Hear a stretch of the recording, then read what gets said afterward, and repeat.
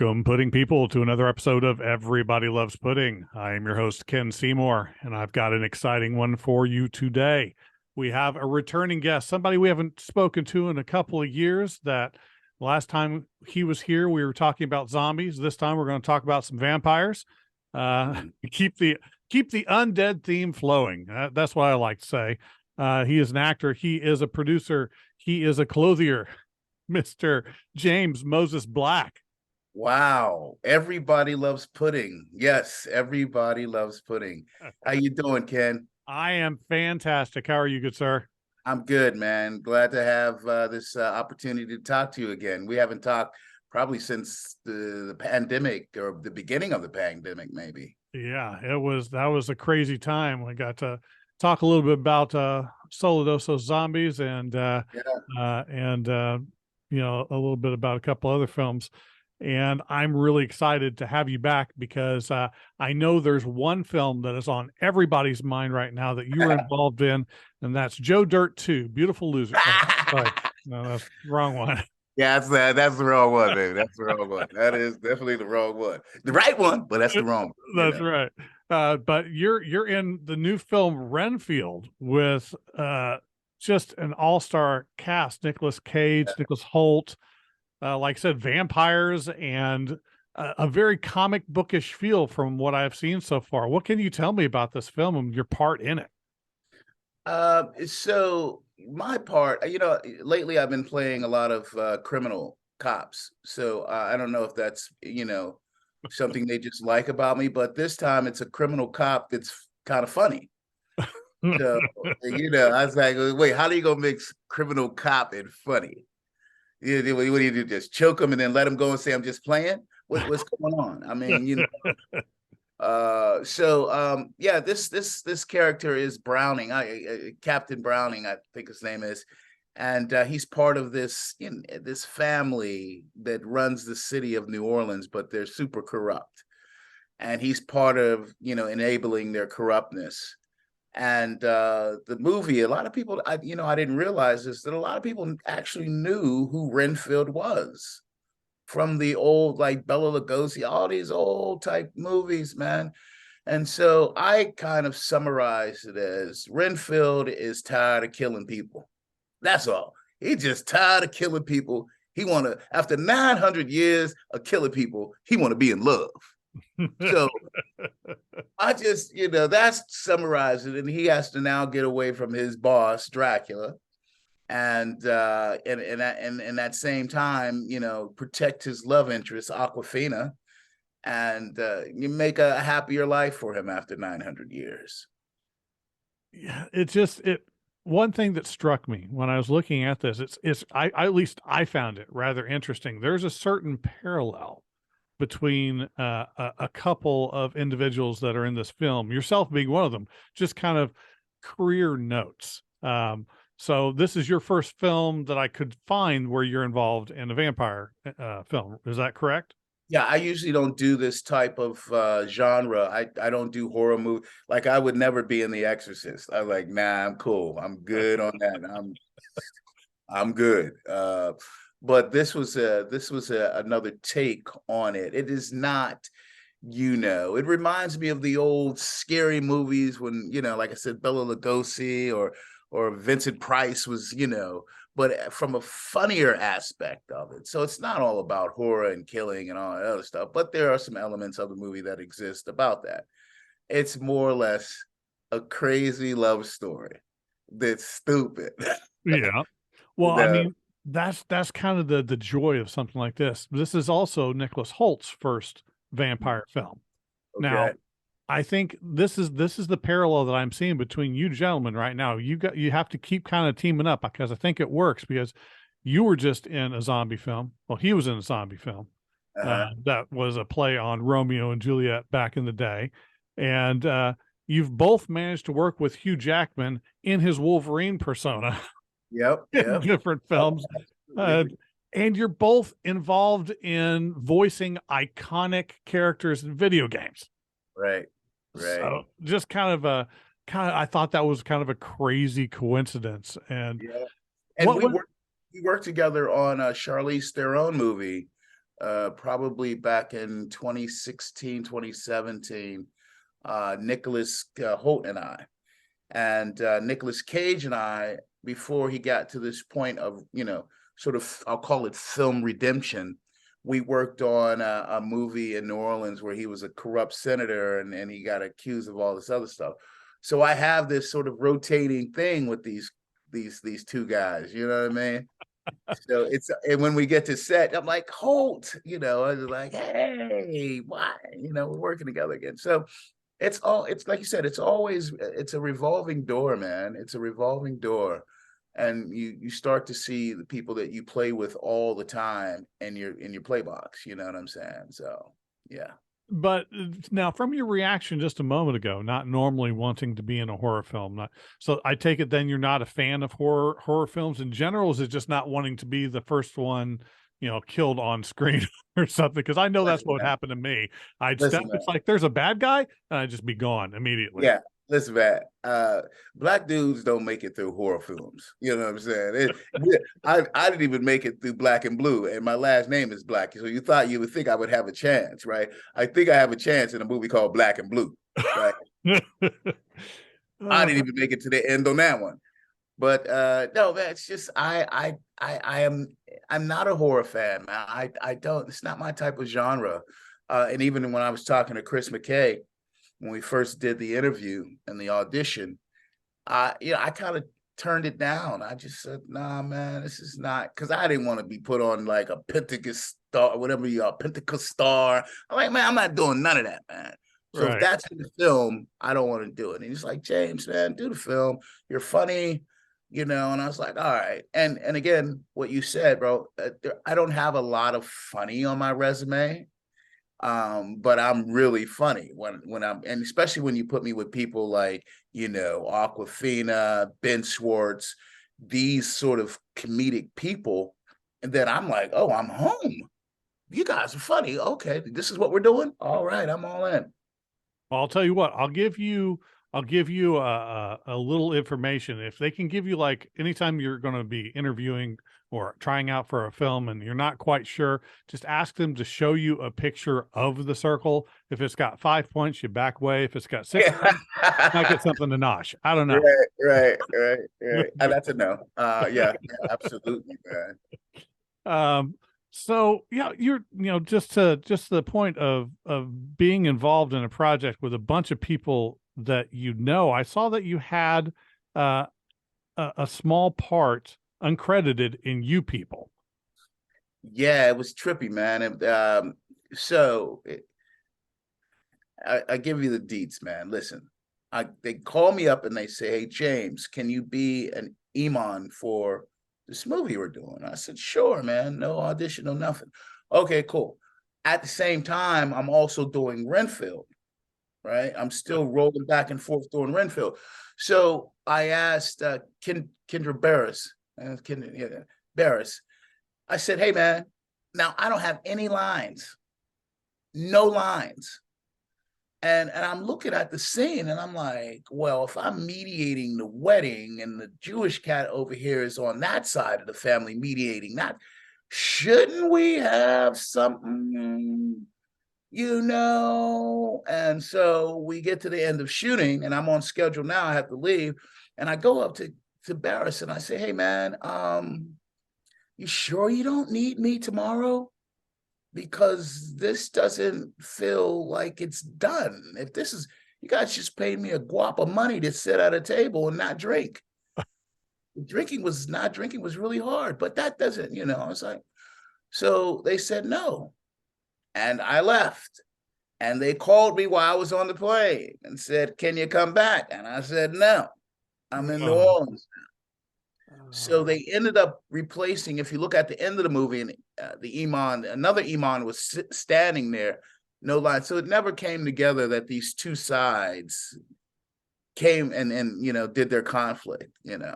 So but I got to see the great Eddie Murphy, right.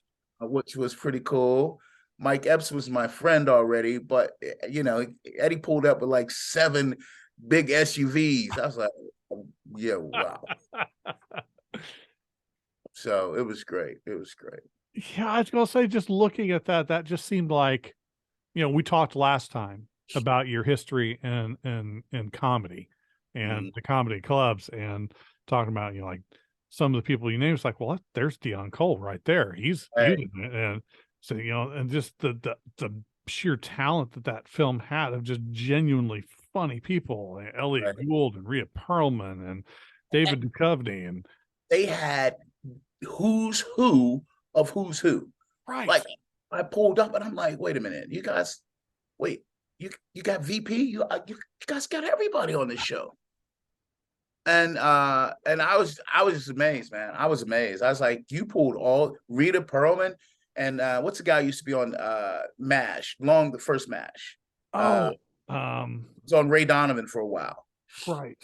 You know who I'm talking. I know exactly who you're talking about. He's on here, and I'm thinking, you guys are pulling like, you know, icons out for this, man. So it was great, man. I mean, for what I had to do, which was practically just sit there, it was cool. Yeah, I was gonna say that sounds like a fun couple of days to me. Yeah, yeah, it was cool. After I pick my jaw up off of the floor for Right. From for a staring moment. at people. Oh, okay. So no, I got to go ask another question about Renfield here. You get to be in a position that generally, a part that would often be involved in some sort of combat situations. Do you get to be in any really cool combat scenes in this film? Uh well, no. I am the result of a combat scene in one particular scene. But I don't, I wear cowboy boots and big buckle belts. I'm not trying to fight or arrest nobody. You know what I'm saying? I'm just trying to say you're under arrest and they handle that. You know what I mean? So I'm kind of up the ladder of, no fighting. But when you see the movie, you'll get what I'm saying. I am on the end of a combat situation. Uh, But other than that, man, it was it. I tell you, man, Ben Schwartz is a funny cat. I think he was on. I forgot the name of the show he used to be on, but he is one funny cat. And when I get someone as funny and as witty as that, it's just like it's almost like an explosion of like stuff. It's an explosion of stuff because you can't stop it, right? You can't. Chris McKay was really good at this, man. He really let us go. He really let us go. So I just enjoyed that, man, the process of that. But to answer your question, no, I was in no combat scenes. that would have been so much fun just to get the kind of the minimalist approach, to get the dodge, Yeah. pull out like the Matrix stuff. It's gonna. Right, right. No, if I had a gun, that was it, bro. It's just like that's it, bro. Freeze. Yeah, that's it, man. I'm done. So, what was your favorite part once you finally got into the middle of this whole thing? What struck you? Because there's always something in any project that you work on, whether it's a small aspect of the writing, or whether it's a directorial note, or an interaction with an actor that you didn't think that was going to happen. What was something that occurred on set while making this film that just stood out to you as a memory that you'll keep? I think the balance between reality and funny was something that stood out. It's a vampire movie, Yeah. right? So there has to be, and now it's a comedy too. So the part of balancing reality for my reality was the imagination and balancing the humor, and then bringing this authoritarian person, because that's what it is. I play oh man, my lips are not moving today, but I play sort of I'm the captain of a police force. So there's some, things that I do that are authoritarian. And so that balance of everything was kind of, crazy. Because well, one thing I try to do with Robert Guillaume told me, he said, James, you can't be a buffoon. you can be really smart at comedy. You have to do smart comedy, and you can't rely on physicalness to convey comedy. And that's the thing that I kept close to the vest, was just maintaining this imposing figure, yet this dude was ultimately pretty funny because of his reactions to things, Hmm. you know. So that was the thing that struck me the most, man. I have to say this is an intriguing looking film. This the feel of it immediately when I saw the trailers and the bits and pieces that I've seen, I go, man, this feels like a comic book film, because that's our intersection, is the intersection Right. of comics and media. And then as soon as I saw who came up with the idea, it's like, oh, okay, that's why. he's, Yeah, he's yeah, been involved in some comics before. So it's right. like, yeah, that seemed like a lot of fun. Speaking of comics, the last time we spoke, you had mentioned that one of your favorites that you watched at one point, and in the old days of comic book television shows, was the Submariner. Yeah, yeah. And Did, look who pops up, right? right? Did you get to see Black Panther 2? I And did. I did. what did you think? Did they do him justice?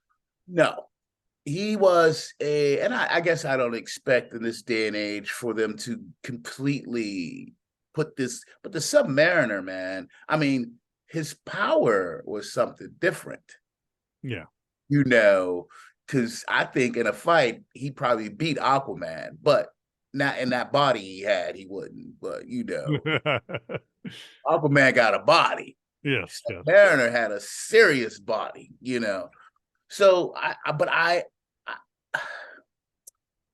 I thought it was cool. I didn't think anything else of it. He was more vicious than I thought he should have been. He was vicious. That dude was vicious, man. Yeah, he was. Yeah, but he was nice about it. He's like, if you don't do what I'm gonna do, I'm gonna come back and kill you. And I was like, this is That's kind of not the crazy. Submariner you remember. Yeah, it's not the dude I remember. You know what That I'm saying? that didn't happen until maybe that started occurring about 20 years ago. They kind of adjusted the way that he interacted with other characters. He was no longer kind of a very clear heroic individual. He was a person with a set of things that were important to him, and so long as you didn't get in the way of those things, he was a great guy. Right, right. If you got in the way, Yeah, there was nothing that he wasn't going to do to make you pay for it. right. And he was, I mean, his character was super dark. I mean, he was super dark. Aquaman had some light to him, but this cat was dark. Yeah, it's if you ever get a chance, I know you don't have a lot of time, but take a look at the leading up to the previous Secret Wars. They did a big special Secret Wars thing a few years ago, and all the stuff leading up to that gives you real good insights into how that character has evolved over the years. But yeah, I have to agree. I was not as big of a fan with how Yeah, they yeah, portrayed him in the film. yeah. Missed a But, decade of his work. You know, I don't know. I just, you know. hey, now that DC is, restarting, maybe we can, we talked about you, if you had to choose somebody being Batman, this is the time to try and throw your hat in the ring, man. Yeah, I'm at this stage of my life. I'm more or less Alfred. My Batman days is gone, bro. Let me get you some tea and coffee or something. Put the bat suit on you, bro. It ain't working right now. Oh man. I tell you what, I mean, look, Michael Keaton's putting on I mean, admittedly nobody's ever going to see it because, they shelved the project, but he put on the suit Yeah. again, even at his age. So you can kind of do anything. Now, do you have any other? I know I saw several projects that are in various stages of completion that you've been involved with. You got anything coming up soon that we're going to see other than Renfield? My own projects I'm developing a series of things called POV, point of view, and so I'm taking events that occurred in America against African Americans and not slavery, because I don't want to. You know, everybody understands slavery now. Right. Let's get to the 50s, the 60s, the 70s, and tell some more stories. that African Americans had to go through in this country. So the first one is called An Unforgettable Night. It's POV, and then the subtitle is An Unforgettable Night. And it deals with the attack of Nat King Cole on stage in 1956 in Birmingham, Alabama, while he was performing. And the lead guy is my nephew. He plays Melvin Franklin, and the tour Ain't Too Proud about the Temptations. So he's going to be playing Nat King Cole. So yeah, it's and then I have the next one is based on a Ernest Gaines novel, and it's about dying. It's about a guy in the 50s who was wrongly accused of a crime, electrocuted, but survived it. And they couldn't do it again. He survived it. So yeah, so I got some good stuff coming, man, my own stuff. Yeah. I am definitely looking forward to that. I tell you what, that particular way of taking on that history is important. There's so much that gets missed in school. And I just know I remember seeing something about the city that was destroyed that I never knew existed. That was just like, how can something that massive have happened and no one said anything to anybody about it? Right. And it's just there's just so much stuff like that needs to be known, and just how awful some people can be to other people, so that we don't do it again. Right. Right. And that's just the point of it. It's not to exercise any sort of, vindication about it. It's to inform people that there's a lot more things that happen than slavery. Yeah. There's a lot more things that made people evolve than slavery. So that's what I want to do, man. I think that sounds fantastic. And I look forward to seeing that, because as much fun as the world of fiction and superheroes and vampires is, there's the whole world of reality that is there to just learn and open up our minds and just become better for knowing the information that we know. I want to thank you for sharing your time with us. I know you've got a hectic schedule, and I don't want to keep you from anything else, but I really want you to come back whenever POV comes out. Listen, Ken, after the movie comes out, I'll make a special point to come back. If Charles arranges it, I'll come back and make up for that time we lost a little bit. But after you see the movie, you'll understand, where my funny comes from. I've already got my tickets purchased. It's coming. I'm looking forward to it. Thank you again, good sir. Thanks, brother. Take care. You too.